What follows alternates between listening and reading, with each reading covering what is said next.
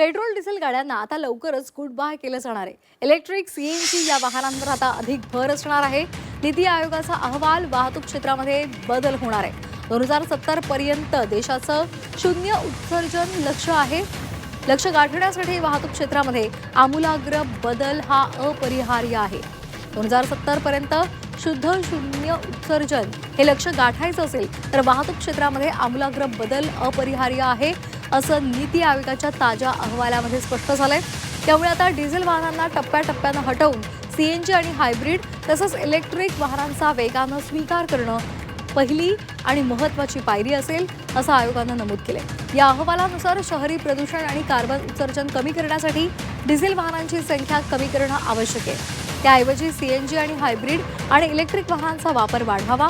यासोबतच इथेनॉल मिश्रित इंधनांवर चालणाऱ्या फ्लेक्स फ्युएल वाहनांना उच्च बायो सीएनजी मिश्रणाला आणि हायब्रिड फ्लेक्स फ्युएल मॉडेल्सना प्रोत्साहन देण्याची शिफारस करण्यात आली आहे.